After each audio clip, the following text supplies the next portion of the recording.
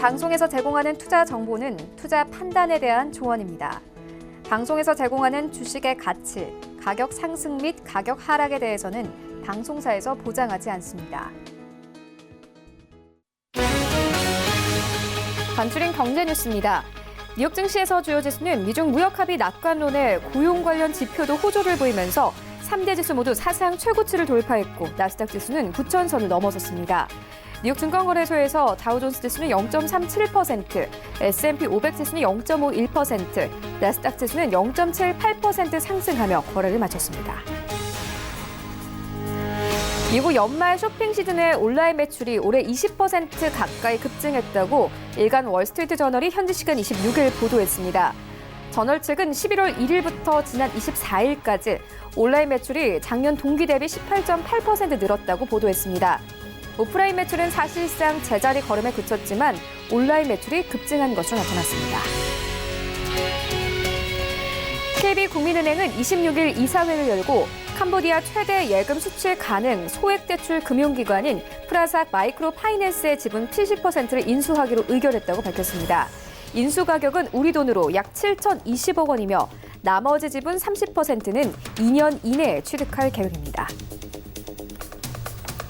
인보사 성분 변경 사태와 관련해 이우석 코오롱 생명과학 대표의 구속 여부가 오늘 밤 결정됩니다. 신종열 서울중앙지법 영장 전담 부장판사는 오늘 오전 10시 30분 구속 전 피의자 신문을 하고 이 대표의 구속 수사가 꼭 필요한지 심리합니다. 서울중앙지법 형사 2부는 지난 24일 이 대표의 구속영장을 청구한 바 있습니다.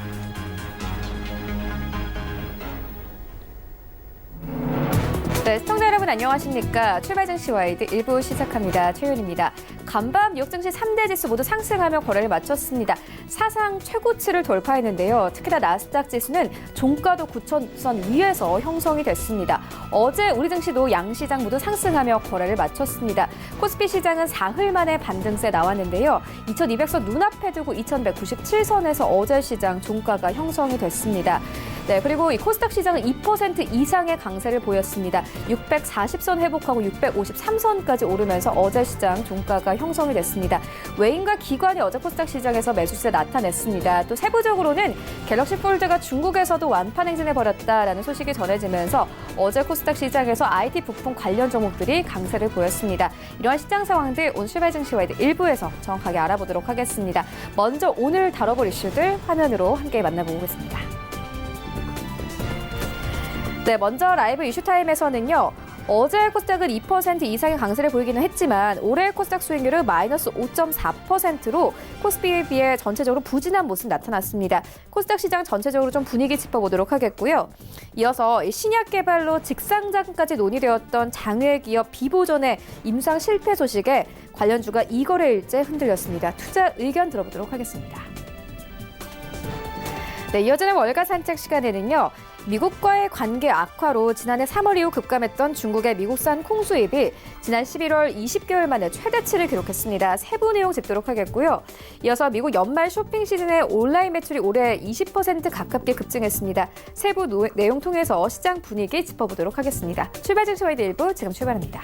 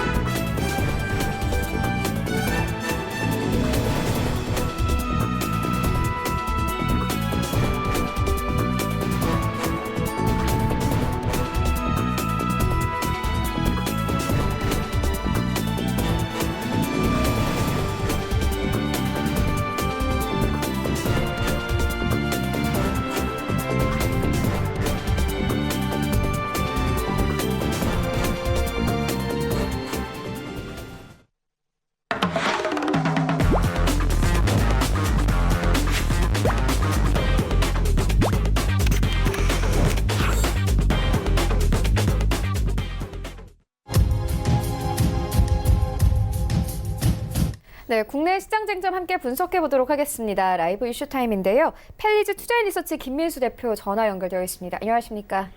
네, 안녕하십니까. 네, 먼저 첫 번째 이슈부터 시작을 해보도록 하겠습니다. 코스닥 시장 짚어보도록 하겠습니다. 어제 코스닥이 2% 이상의 강세를 보이긴 했지만 코스피가 올라올 동안 코스닥은 크게 힘을 내지 못했습니다.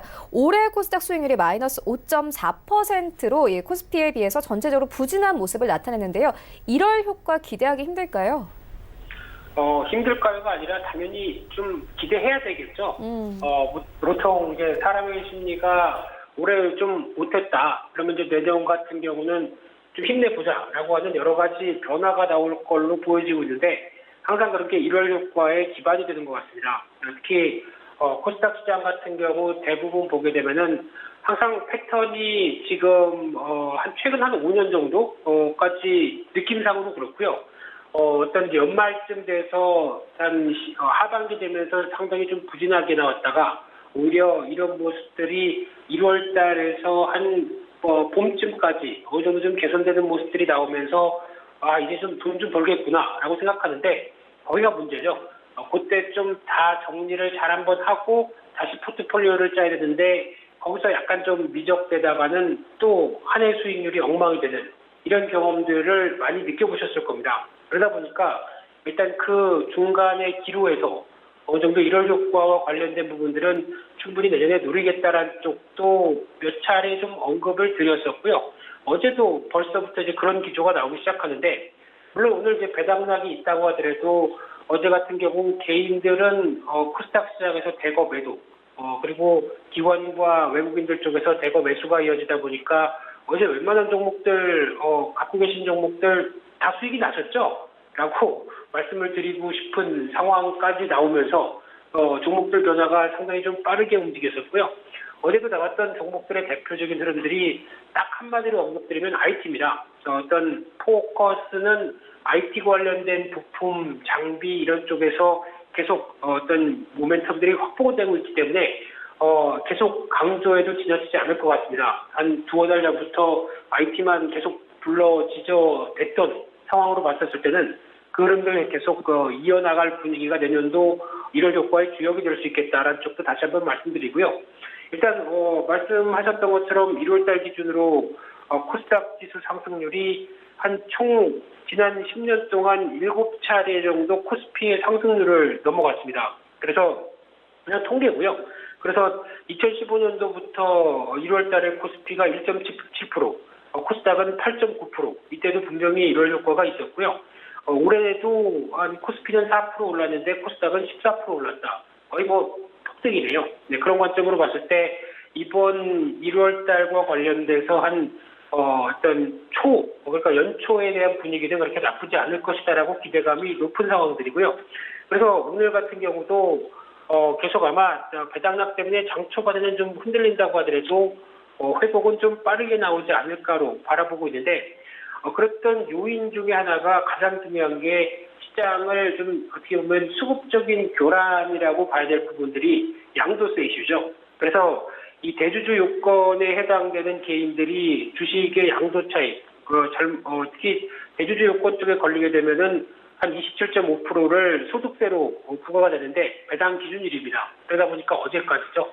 그러다 보니까 그런 변화 때문에 좀 주가도 눌렸고 묵직했고 그런 관점들에 비해 흐름들이 나왔을 때는 오히려 이를 좀 회복하는 경향들이 나온다는 게 가장 중요한 변화인 것 같은데 특히 이제 대주주 이슈 관련된 부분들은 다시 한번 말씀드리게 되면 단일 종목 시가총액으로 보유 금액이 15억 원 이상, 내년은 10억 원 이상, 한 1, 2년 뒤 가게 되면 3억 원 이상 쪽으로 계속 줄어들죠. 솔직히 한 종목에 3억 이상 갖고 있다고 보통 다들 3억 이상씩 갖고 계시죠? 라고 얘기를 하면은 좀 그런데 일단 정부의 의도가 아무래도 어떤 대주주에 대한 흐름을 좀 강화시키면서 세금 부과에 대한 여러 가지 어떤 압박이라고 표현하는 게 맞지 않을까 생각되고 있는데 그런 쪽으로 나오다 보니까 아무래도 그에 따른 이슈들은 계속 앞으로도 향후에도 한 10월달 이후부터는 코스닥 시장 특히 중소형주 쪽에서는 개인 중심의 매물 압박은 나올 수밖에 없는 게 현실이 아닐까 생각되고 있기 때문에 그런 관점 쪽에서의 전략은 일단 아무리 내가 좋은 종목을 갖고 어느 정도 중기적인 투자를 한다고 하더라도 이런 단기적인 이슈 쪽은 좀 피하는 게 맞지 않을까. 그래서 한번 갖고 계신 종목이라고 하더라도 계속 한 앞으로 1, 2년 동안은 적어도 이 이슈 때문에 시장에서 여러 가지 변화가 나올 수밖에 없다는 쪽에서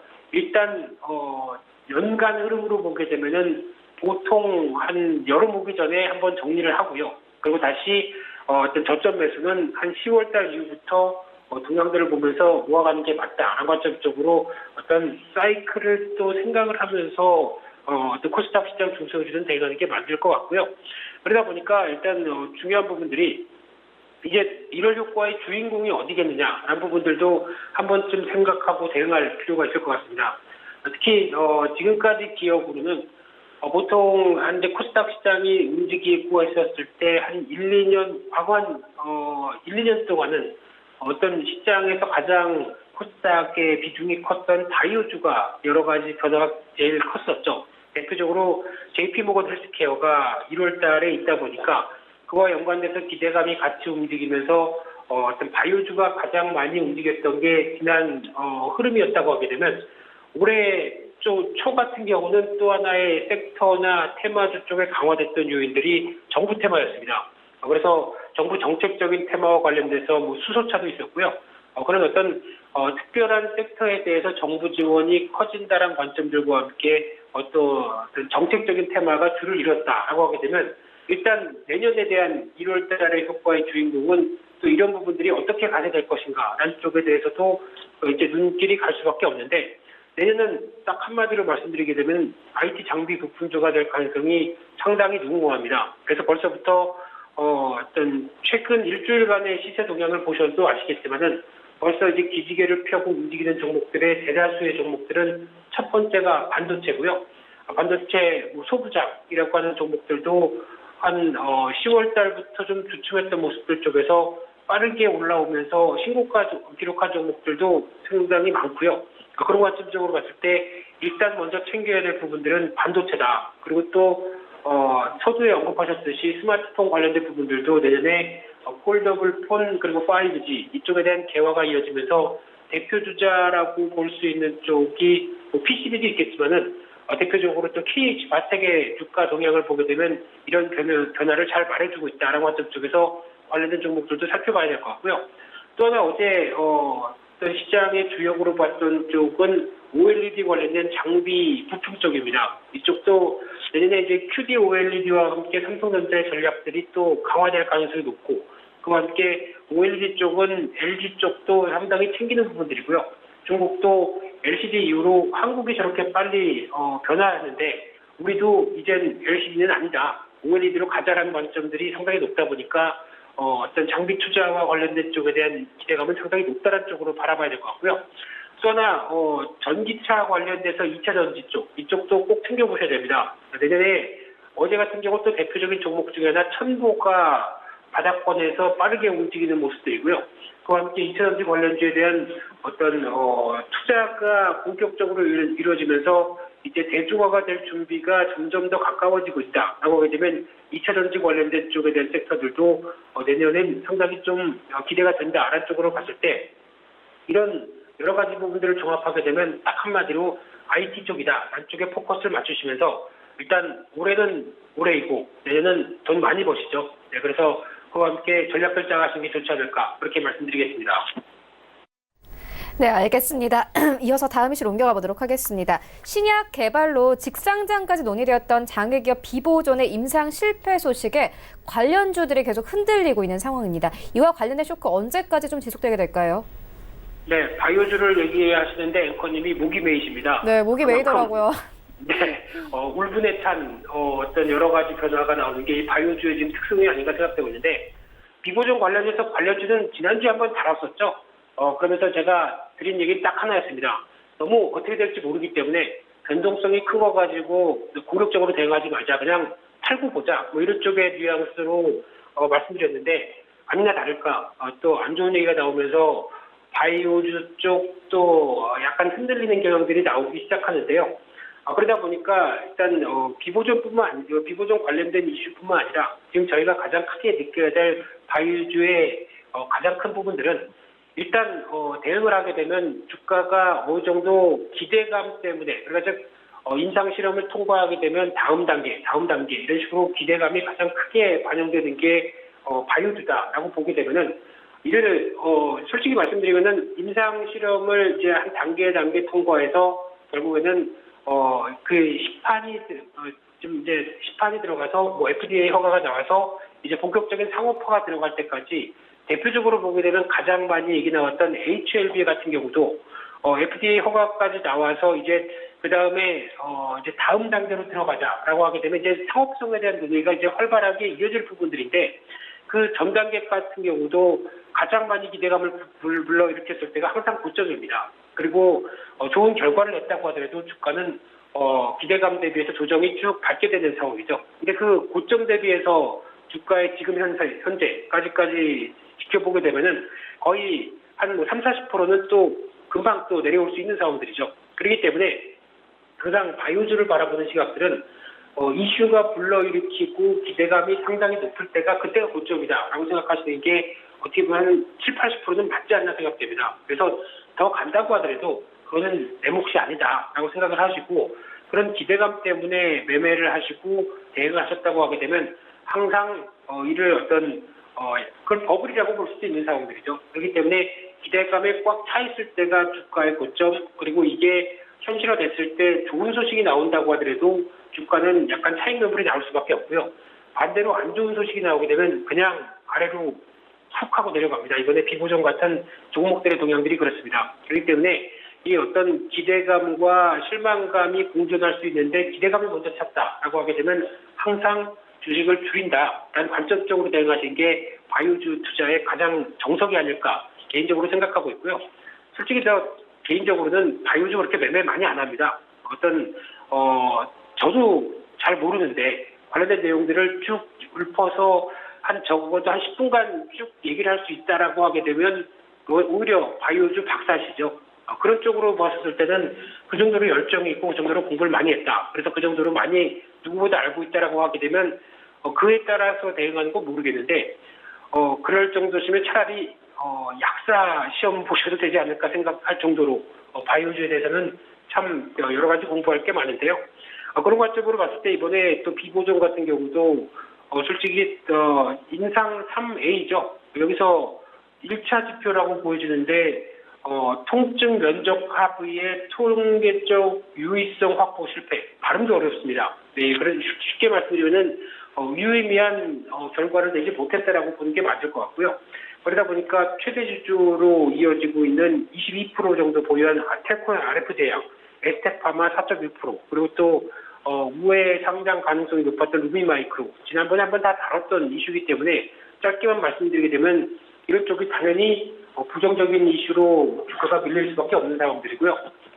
물론 회사 측에서는 또 다른 적응점과 함께 계속 시도를 해서 끌어내겠다라는 입장이지만은 아마 주가는 오늘 정도 만약에 추가로 낙폭이 커진다라고 하게 되면은 단기적으로 반발매는 한번 나올 수 있지 않을까 생각되고 있는데 솔직히 그걸 노리면서 또 대응하기는 좀 그렇게 썩 바람직한 전략은 아니라고 생각이 들고 있고요.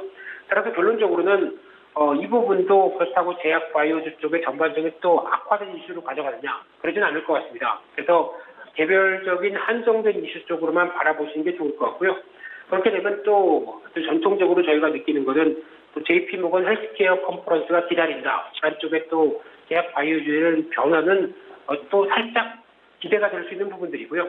1월 13일부터 16일이라 보니까 아마 또 빠르면 1월 효과에 같이 또 동반적으로 움직이는 경향들이 나올 수도 있다고 봅니다. 그런 쪽으로 봤을 때 최근에 동향들을 보게 되면 참가하는 회사들에 대해서 여러 가지 또 변화가 나오고 있는데 아마 가장 먼저 주목할 종목이 개인적으로는 제넥신이 아닐까 생각되고 있고요. 이번에 관련된 쪽의 어떤 발표와 함께 임상실험의 결과와 또 여러 가지 흐름을 보게 되면 살짝 기대감이 높은 것은 제넥신이 가장 선두에 설 것 같고요. 그 밖에 대웅제약 또 HLB 같은 경우도 빠질래야 빠질 수가 없겠죠. 이번에 FDA 관련된 어떤 허가 관련된 쪽에 여러 가지 내용들을 또 발표할 가능성이 높고요. 이때 아마 어떤 또 여러 가지 기술 수출 관련된 쪽도 살짝 기대감이 높아지지 않을까라고 보여지고 있는데 뚜껑 열어봐야 될 것 같고요.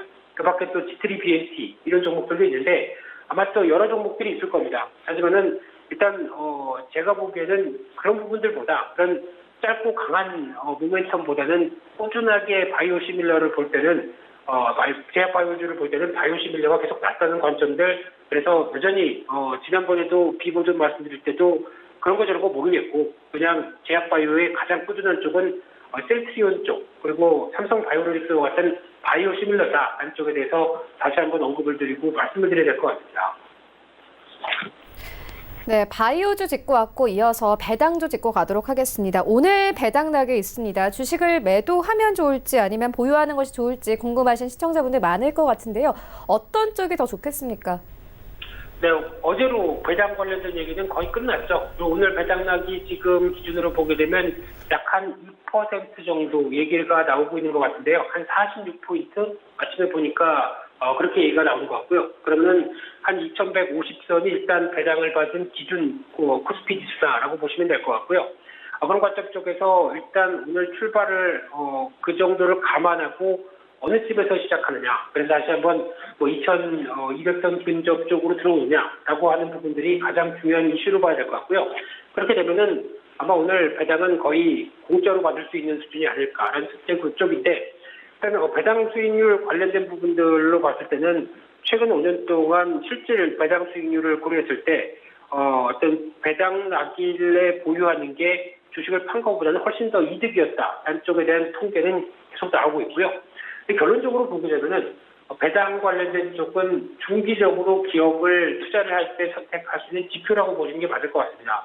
즉 성장도 하고 있고 꾸준하게 배당도 주고 있고 그렇게 되면은 거기다 가세돼서 하나의 포인트로 가져가는 게 더 맞지 않을까라는 쪽으로 봐야 될 것 같고요. 그래서 이제 보통 과거 같은 경우는 한 11월 달쯤 돼서 배당 많이 준 종목들 한번 단기적으로 관심 가지면서 대응해볼까라는 쪽으로 봤었을 때는 일단 10월이나 11월 때쯤에서 배당을 투자 지표로 보고 한 달 정도 매매할 종목들을 찾는다라고 하게 되면 배당을 실제적으로 한 5%를 준다고 하더라도 5%에 대한 배당을 받고 대응하는 것보다는 그 5% 이상의 실질적인 주가 상승률이 나왔다라고 하게 되면 그걸 더 챙기는 게 맞다고 봐야 될 것 같습니다. 장기적인 전략적으로는요. 하지만 내가 이 종목들이 꾸준하게 성장을 하고 있고 배당도 충분히 준다라고 하게 되면 한 2, 3년 동안 보유할 생각을 하면서 꾸준하게 대응하는 게 진정한 배당 투자의 어떤 전략이 아닐까 생각되고 있고요. 그러다 보니까 배당 전에 하루 이틀 전에 무리하게 단기 투자를 하겠다라는 부분들은 지양하는 게 맞다라는 관점적으로 봐는 게 오히려 더 건강하지 않을까 생각되고 있는데 왜냐하면 배당 투자를 한 다음에 한 거의 3, 4월 달 쪽에 배당을 받고 세금 내고 이런 것까지 생각하게 되면 좀 시간이 많이 걸리고요. 거기다가 배당 낙에 대한 또 여러 가지 부분들까지 감안한다라고 하기 때문에 이 부분이 좀 더 배당에 대한 적극적인 투자는 공격적인 투자는 좀 지향하는 게 맞다라고 봐야 될 것 같은데 그런 쪽으로 봤을 때 지금 노릴 부분들은 오늘 배당락이 커졌는데 그게 그 부분을 오히려 노리고 다시 배당락을 회복하겠다. 보통 한 달 내에 회복할 수 있겠다라고 하게 되면 그 부분을 노린 것도 또 하나의 시간차 공격이라고 봐야 되겠죠. 그런 쪽으로 봤을 때 아마 배당과 관련된 관심주 쪽으로는 정상 JLS라고 하는 프리미엄 영어 학원이죠. 이쪽에 대한 물론 주가는 변동성이 상당히 낮습니다만 이런 부분들을 대응하는 게 또 좋아 보이고요. 또한 KTNT 같은 경우도 이제 올해 담배 수출이 상당히 고민을 많이 했던 부분들인데 조금씩 회복됐다는 관점 쪽에서 관심 있게 봐야 될 부분들이고요. 또 하나 헤드폰이죠. 관련된 쪽에서 꾸준한 실적을 갖고 있는 S텍 같은 경우도 배당락이 이어졌을 때 그에 따라 주가가 좀 주춤했을 때는 관심이 좀 높게 바라보는 전략들이 좋지 않을까 그렇게 바라보고 있습니다. 네, 배당주까지 짚고 왔습니다. 지금까지 펠리진 투자 리서치 김민수 대표와 함께했습니다. 고맙습니다. 네, 감사합니다.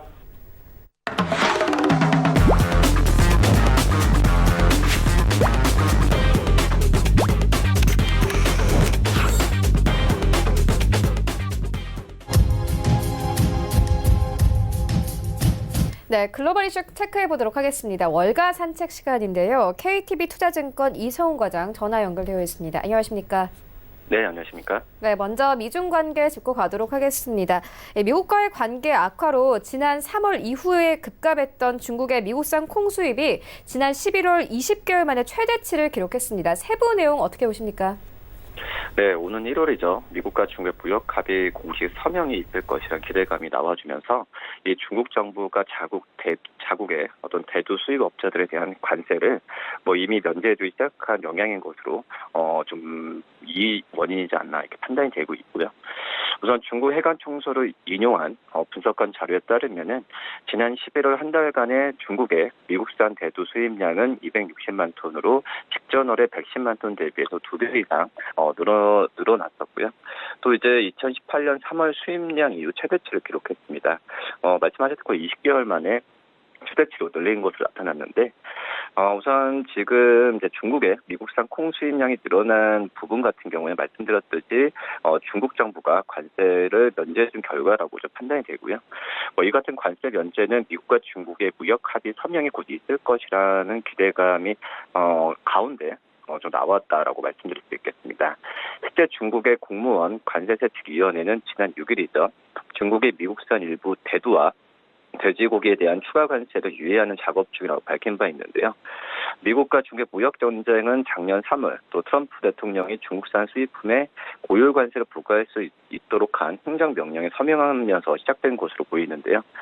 양국 관계가 악화되던 작년 3월 이후에 중국의 미국산 콩 수입은 급감했는데 실제로 작년 4월에는 4,900톤으로 떨어졌고 작년 11월에는 거의 제로 수준이었습니다.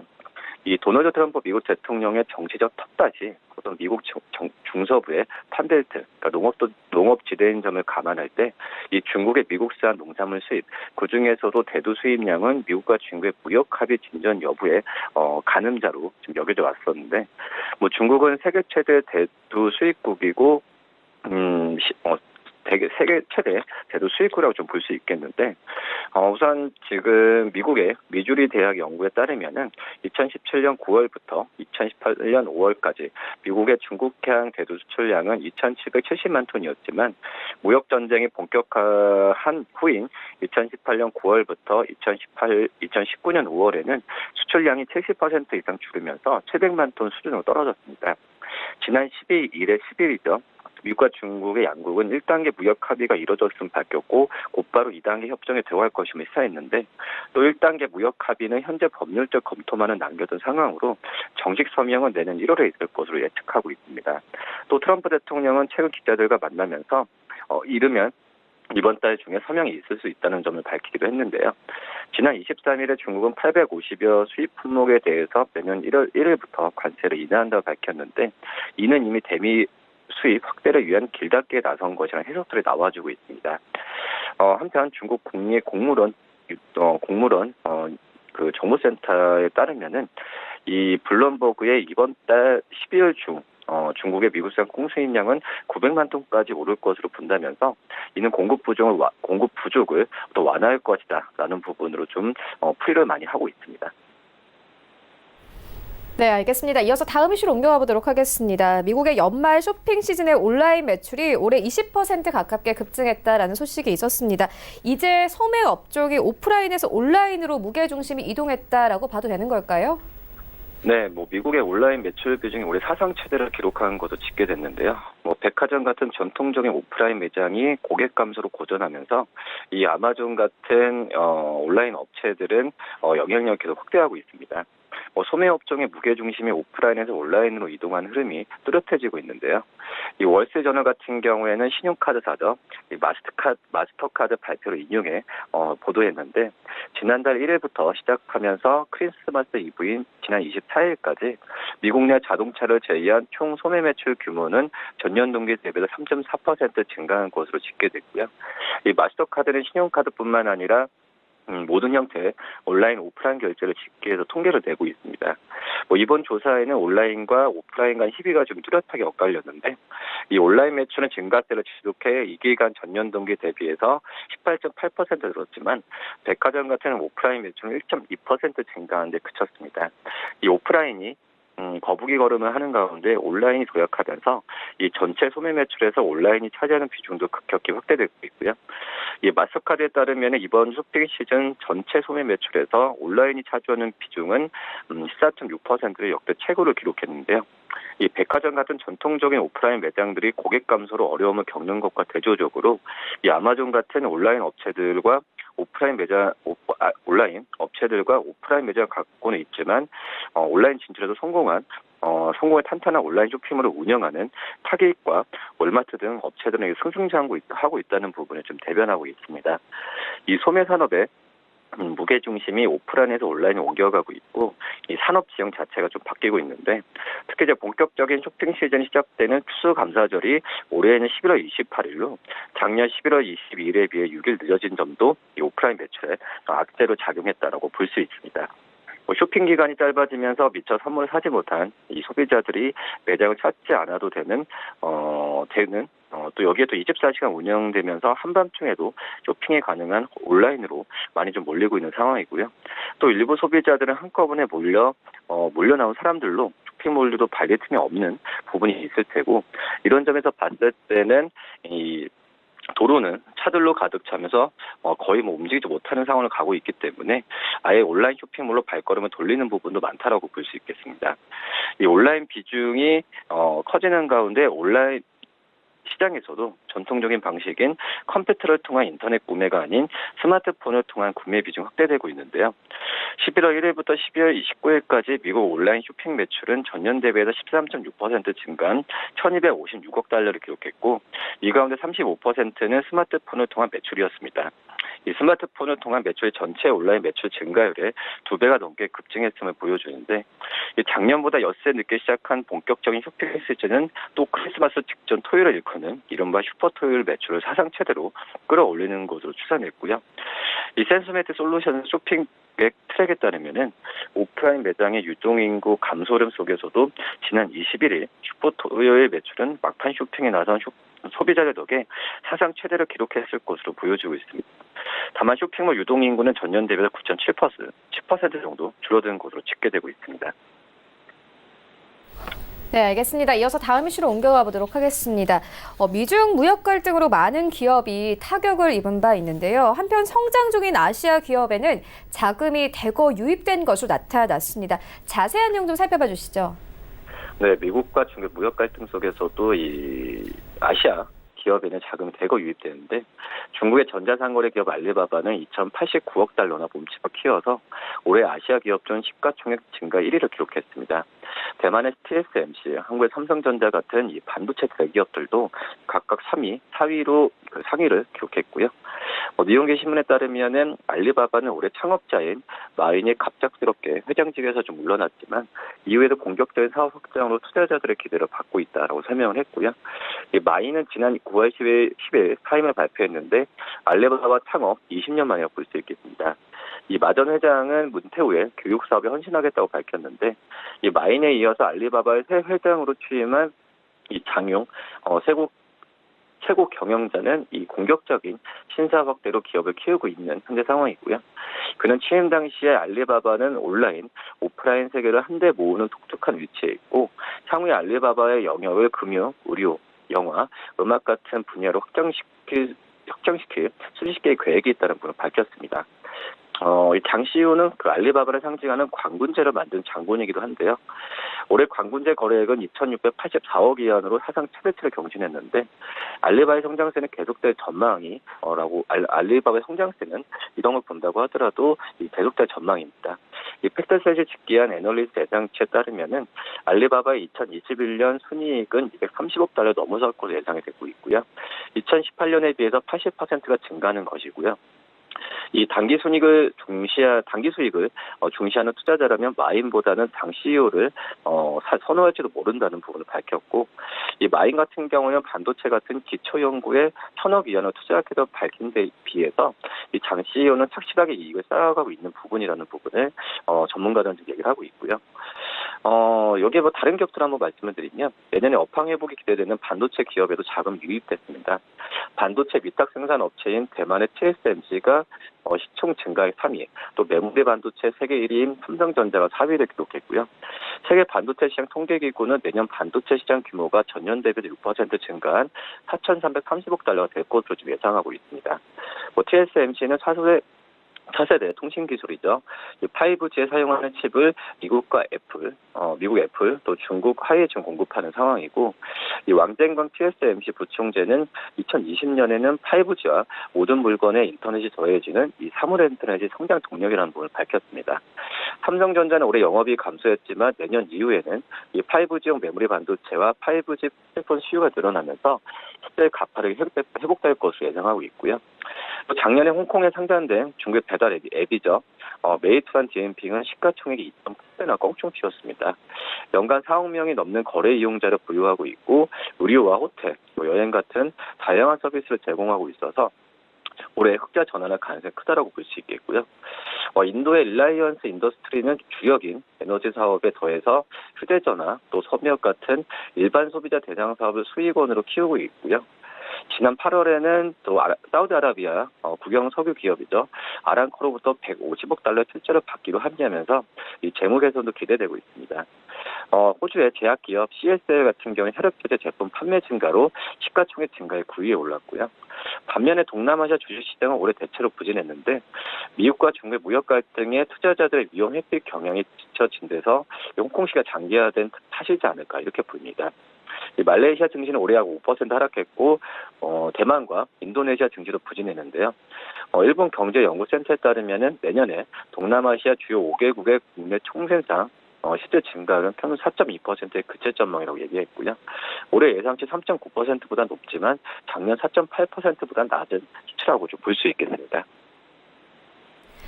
네, 알겠습니다. 이어서 다음 이슈로 옮겨가 보도록 하겠습니다. 테슬라가 최근 주가가 좀 신고가를 기록한 가운데 중국에서 14억 달러의 자금 확보에 성공했다는 소식이 있었습니다. 테슬라 2020년의 주가 흐름은 어떻게 보고 계십니까?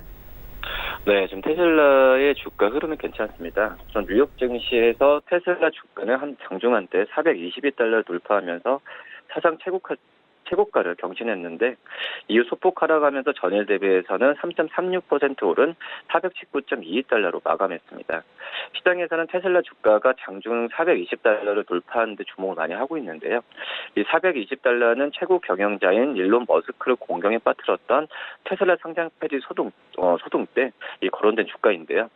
이 머스크는 작년 8월에 트위터에 테슬라를 주당 420달러의 비상장사로 전환할 것을 검토하고 있다, 지금 확보돼 있다라는 글을 올린 바 있습니다. 당시에 테슬라 주가는 379.57달러였는데 머스크의 트윗이 미국 증시를 발칵 뒤집어 놓자 미국 증권거래위원회는 머스크를 증권 사기 혐의로 고소했고, 머스크는 결국 2천만 달러의 벌금과 테슬라 이사회의 의장직 포기를 조건으로 이 증권 선물위원회와 지금 합의를 한 상태라고 볼 수 있겠고요. 테슬라 주가 상승은 역시 예상과 달리 호전된 실적 결과 발표에 따른 영향입니다. 1분기 7억 달러 적자로 시작한 테슬라의 실적 성적표는 이번 3분기 때는 대규모 적자를 점친 월가 예상을 깨고 3억 4,200만 달러의 흑자를 내는 데 성공했고요. 테슬라는 이 중국 공장 신설 등을 계기로 실적 고공행진을 이어나갈 방침인데, 이 로이터 통신에 따르면은 테슬라는 중국의 4대 국유 상업은행 중 한 곳인 중국은행으로부터 100억 위안, 우리나라 돈으로 1조 6,600억 원의 추가 대출을 받기로 합의했습니다. 테슬라는 올 3월에 상하이에 새 공장을 짓기 위해서 중국 금융기관과 5,813억 원의 대출 계획을 체결했는데, 이 중국 정부의 전폭적인 지원 속에 테슬라는 불과 1년도 되지 않아서 이 중공에서부터 양산 허가까지 전 과정을 초고속으로 마무리했습니다. 이 상하이 공장에 총 500억 위안이 투자될 것으로 전해졌는데, 테슬라는 추가로 받은 대출금 중 일부는 기존 대출 상환에 쓰고 나머지 자금은 상하이 기가팩토리죠. 테슬라의 전기차 부품 공장을 비롯한 중국 사업에 투자할 예정으로 지금 알려졌습니다. 테슬라는 이미 상하이 공장에서 모델3 양산에 들어갔고, 내년 1월부터 예약 구매한 소비자들에게 본격적으로 인도된다라고 볼 수 있습니다. 네, 이어서 뉴욕 증시 상황 좀 짚고 가도록 하겠습니다. 3대 지수가 간밤에 다시 한번 사상 최고치를 돌파를 했습니다. 산타 랠리가 이어지고 있는데요. 나스닥 지수는 9,000선을 돌파했습니다. 앞으로도 랠리 이어갈 수 있을까요? 네, 지금 현재 상황에서는 긍정적인 신호만 좀 보이고 있다라고 볼 수 있겠고요. 우려됐었던 그 이벤트는 거의 다 마무리됐다라고 좀 판단이 되고 있습니다. 지금 현재 봤을 때도 나스닥도 사상 최고치를 기록한 점을 본다고 한다면 우선 시장에서의 우호적인 환경은 계속 지속되지 않을까 판단이 되고 있고, 역시 1단계 무역 합의 서명식을 가질 것이란 발언을 내놓으면서 여기에 또 이제 경제 지표의 긍정적인 흐름도 계속 좋아질 가능성이 있지 않을까 이렇게 판단이 되고 있습니다. 우선 연말 쇼핑 시즌 매출이 양호한 점도 봤을 때 펀더멘탈이나 이벤트 관점에서도 미국 증시는 계속해서 상승세를 이어갈 가능성이 크다라고 좀 판단이 되고 있고요. 특히 이제 아마존이나 이런 아마존 그리고 말씀드렸듯이 그 테슬라 또 이런 부분에 있어서 미국 증시 어떤 트렌드를 강조하는 그런 기업들의 실적과 그리고 주가가 계속해서 긍정적인 현상을 보여주고 있기 때문에 이런 상승 흐름은 계속될 가능성이 크지 않을까 이렇게 판단이 됩니다. 네, 알겠습니다. 지금까지 KTB투자증권 이성훈 과장과 함께했습니다. 고맙습니다. 네, 감사합니다. 네, 1부는 여기서 모두 마치도록 하고요. 잠시 후 2부에서는 전문가들과 함께하는 종목 라이브쇼, 라이브 매매타임이 이어집니다. 여기에 더해서 오늘 장에서 이슈몰이라고 있는 특징주까지 꼼꼼하게 살펴봐드리겠습니다. 채널 고정해 주시고요. 저희는 잠시 후 2부로 다시 찾아오도록 하겠습니다.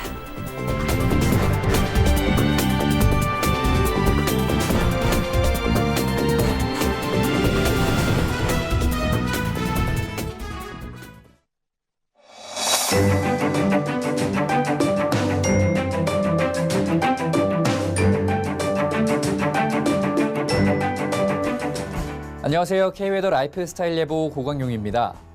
대기와 바다의 온도 차이, 즉 해기차로 인해 만들어진 구름대의 영향으로 현재 전라서해안과 제주도 일부 지역에 비나 눈이 내리고 있는데요. 이 비나 눈은 오늘 아침에 대부분 그치겠습니다. 또한 울릉도와 독도는 오늘 종일 산발적으로 비나 눈이 내릴 것으로 보이는데요. 내리는 비의 양은 최대 20mm, 눈은 1에서 5cm가량 내리겠습니다. 이 내린 눈과 비로 인해 도로가 결빙돼 미끄러운 곳이 많겠으니 안전운전뿐만 아니라 보행자분들도 미끄러지지 않도록 유의하셔야겠습니다. 한편 밤사이 기온이 뚝 떨어졌습니다. 오늘 아침 기온 서울이 영하 5도, 대구가 영하 2도 보이며 춥게 출발하고 있는데요. 아침 나서실 때 옷차림 든든히 하셔야겠습니다. 낮에도 기온은 크게 오르지 않아 서울이 2도에 머물며 쌀쌀할 것으로 보입니다. 기온도 낮은데 일부 지역은 바람까지 강하게 불어 체감 온도를 더 끌어내리겠는데요. 현재 전라서해안과 경상해안, 제주도를 중심으로는 강풍특보가 발효 중입니다. 오늘 낮까지 바람이 매우 강하게 불 것으로 보여 시설물 관리에 유의하시기 바랍니다. 또한 대부분 해상에 풍랑특보가 발효 중이니 항해나 조업하는 선박은 앞으로 발표되는 최신 기상 정보를 잘 참고하셔야겠습니다. 오늘은 중국 북부지방에서 동진하는 고기압의 영향을 받아 전국이 대체로 맑겠고 대기의 순환도 원활해 전국이 미세먼지 농도 좋음에서 보통 수준 보이겠습니다. 다음은 자세한 지역별 날씨입니다. 중부지방 아침 기온 수원과 춘천이 영하 6도까지 내려가 있고 한낮에는 인천이 1도, 춘천이 2도에 머물겠습니다. 동해안 지역 속초와 울진 아침 기온 영하 1도 보이고 있고 낮 기온이 강릉이 7도까지 오르겠습니다. 남부지방 전주가 영하 1도, 부산이 0도 보이고 있습니다. 한낮에는 광주가 6도, 부산과 제주가 8도까지 오르겠습니다. 오늘 바다의 물결은 서해와 남해에서 최고 4m로 매우 높게 일겠고 동해상에서는 6m로 거세게 일겠습니다. 또한 바람도 강하고 파도도 거세게 일 것으로 보이니 안전사고에 각별히 유의하시기 바랍니다. 내일도 서울의 아침 기온 영하 4도로 춥겠습니다. 올해는 영상권으로 회복할 것으로 보입니다. 또한 2019년의 마지막 주말인 29일에는 전국 대부분 지역에 비가 오겠습니다. 한 주 마무리 잘 하시기 바랍니다. 지금까지 기상정보였습니다.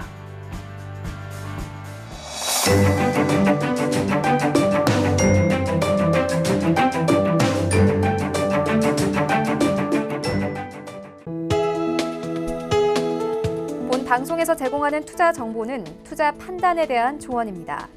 방송에서 제공하는 주식의 가치, 가격 상승 및 가격 하락에 대해서는 방송사에서 보장하지 않습니다.